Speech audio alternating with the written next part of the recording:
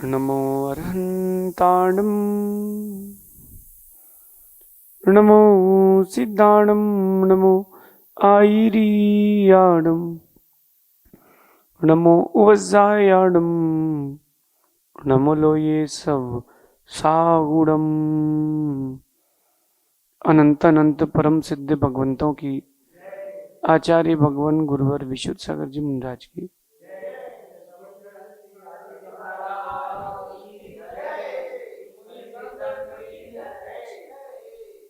या हम सभी अपने जीवन में गुणों की अभिवृद्धि के लिए, सुख की वृद्धि के लिए नीति के विषयों का श्रवण कर रहे हैं। जीतना हर किसी को पसंद है, मगर जीतने के लिए जो गुण चाहिए वो हर किसी के पास नहीं है। और उन गुणों की अगर प्राप्ति हो गई तो जीत भी निश्चित प्राप्त होगी ही होगी। हर किसी के जीवन में कुछ ना कुछ टास्क, कुछ ना कुछ एम हर कोई रखता है अपने पास, लेकिन जो कैलिबर चाहिए है जीत के लिए, उसके लिए गुण चाहिए। और वो जो गुण हैं वो आपको नीति से मिलते हैं। आज की नीति से आप लोग परिचित हो, लेकिन परिचित होने पर भी अपने जीवन में उतार नहीं पाए, इसलिए अपरिचित रह गए। पूरे विश्व में बड़े प्रसिद्ध युद्ध हुआ है राम और रावण का। उस युद्ध को आप जानते हो, सुना सबने है, लेकिन राम जीते क्यों, रावण हारा क्यों, इसकी गहराई पर कोई नहीं गया। राम जीते और रावण हारा, ये सब जानते, गहराई पर कोई नहीं गया। Think inside the box. आज की नीति कह रही है कि रावण राम से, जो रावण था वो राम से उम्र में, बुद्धि में, ताकत में, कुटुंब में, राज्य में, सेना में बड़ा था, मगर राम विवेक में, नीति में, चारित्र में, मर्यादा में, विनम्रता में रावण से बड़े थे। इसलिए जीत राम की हुई थी। इसलिए जीत राम की हुई थी। और आप चाहते हो कि आपकी भी जीत हो और आपके भी नाम के आगे श्री लगाया जाए, तो राम की तरह व्यक्तित्व का निर्माण करें, रावण की तरह नहीं। रावण की तरह व्यक्तित्व बनाओगे तो लेट लिखा जाएगा और कोई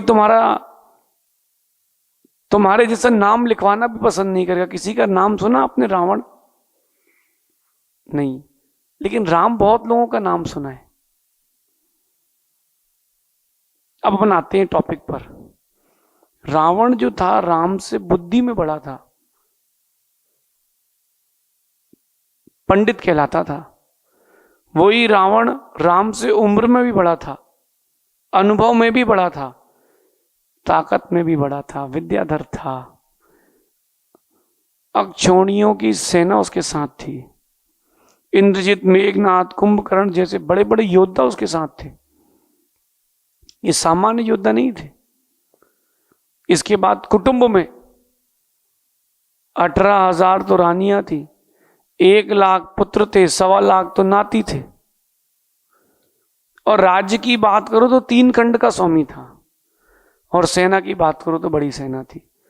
लेकिन इतने पर भी रावण की हार क्यों हो गई? क्योंकि लग रहे थे कि ये सब गुण हैं, लेकिन यही सब गुण अगर सज्जन के पास हो तो उसकी सज्जनता बढ़ाते हैं, और यही सभी चीजें दुर्जन के पास हो तो उसके अवगुण बढ़ाती हैं।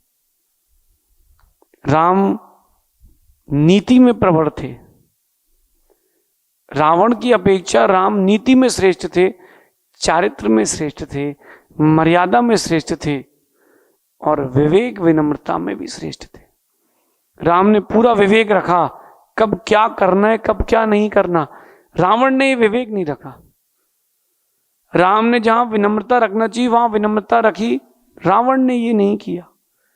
राम ने सारी मर्यादाओं का पालन किया, लेकिन रावण ने मर्यादा का पालन, राम ने नीति का पालन किया। अगर शत्रु भी घर आया है तो गले लगाया है, लेकिन रावण ने इस नीति का पालन नहीं किया। और अंतिम बात, मुख्य बात, रावण ने अपने चारित्र का निर्माण छोड़ दिया था, इसलिए रावण का राज्य छूट गया था। आप विजय प्राप्त करना चाहते हैं तो राम के गुणों को अपनाएं, रावण के नहीं।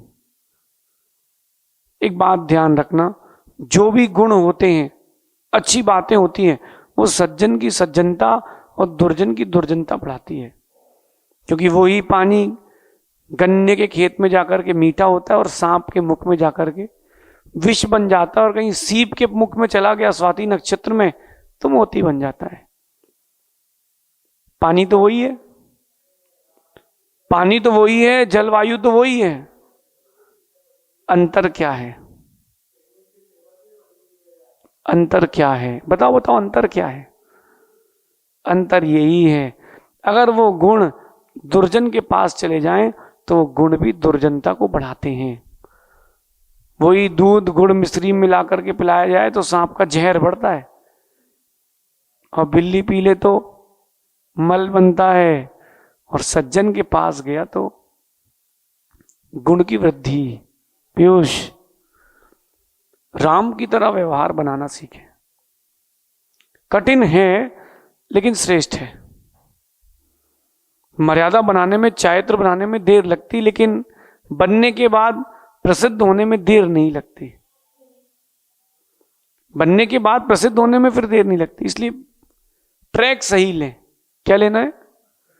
ट्रेन तो सही है आपकी, आप सबके पास ट्रेन सही है, ट्रैक सही नहीं है। वो ट्रैक सही लोगे, मंजिल भी मिलेगी और प्रसिद्धि के साथ मिलेगी। बहुत सारे लोगों के बारे में सुनते हैं कि वो फलाना व्यक्ति चला गया और एक 13वीं का कार्ड छपता जो साइड से कटा होता है श्राद्ध का, और कार्ड बटता, उसमें लिखा था स्वर्गवासी, हमारे असाता कर्म के उदय से हमारे घर के बड़े ज्येष्ठ श्रेष्ठ इनका देहावसान हो गया है। लिखते हैं कि स्वर्गवासी हो गए हैं। उनके घर के लोगों को पता है उसकी हरकतें ऐसी थी कि स्वर्ग गया है कि नरक, वो घर के लोग ही बता पाएंगे। मोहल्ले के लोग भी जाते हैं तो किसी किसी के जाने पर लोग कहते हैं चलो भैया अच्छा हुआ, एक बोझ तो कम हुआ। और किसी किसी के जाने पर लोग कहते हैं कि इसके जाने पर एक सज्जन की कमी हुई है अपने समाज में, परिवार में। आप अपने लिए क्या बुलवाना चाहते हो? क्योंकि कीमत उसकी नहीं है कि आपके जीते जी कितने लोग आपके साथ हैं, कीमत उस चीज की है कि आपके मरने के बाद कितने लोग आपके साथ हुए। इसलिए नाम के आगे श्री, श्रीमान, अच्छे विशेषण लगवाना हो तो, और विजय प्राप्त करना हो तो राम की तरह व्यवहारिकता सीखें, राम की तरह व्यक्तित्व का निर्माण करें। और आप चाहते हो कि कोई आपके जैसा नाम रखे ही ना, तो रावण जैसे काम कर ही रहे हो तो करते रहो, उसमें क्या है। ऐसे अनेकों व्यक्तित्व होकर के चले गए, लेकिन आज भी राम का नाम क्यों लिया जा रहा है? क्यों लिया जा रहा है? आज भी राम का नाम क्यों लिया जा रहा है? क्योंकि राम ने प्रति समय अपने व्यक्तित्व का निर्माण किया, अपने गुणों से, किसी के देखा देखी करके नहीं। कुछ लोग होते कॉपी कैट, सुना आप लोगों ने? कॉपी कैट, जैसा तुम करोगे वैसा हम करेंगे। क्या ऐसे लोग भी हमको अच्छे लगते हैं। अगर कोई आपको कॉपी कर रहा है तो आप ये मान के चलना कि आपसे आगे तो नहीं बढ़ पाएगा, क्योंकि वो ये सोचता कि अब ये क्या करेगा मैं वो ही करूंगा। अगर आप आगे बढ़ना चाहते हो तो कॉपी कैट ना बनो, आप टाइगर बनो। राम ने किसी की नकल नहीं करी, राम ने जो सद्गुण थे उनको इकट्ठा कर लिया। आप भी कर सकते हो। आप जोड़िए विनम्रता को, विवेक को, चारित्र को, मर्यादा को, नीति को अपने जीवन से जोड़िए, राम बनने में देर नहीं लगेगी। आप बताओ, इतना बड़ा साम्राज्य, 3 खंड का स्वामी था रावण, इतना बड़ा साम्राज्य, और राम ने पल भर में हरा दिया। झूठ का महल, अनीति का वृक्ष एक झोंके में गिर जाता है। क्योंकि उसकी नींव में दम नहीं होता। ये आज की नीति अपने जीवन में उतारना भूलना नहीं। बड़ी गंभीर और श्रेष्ठ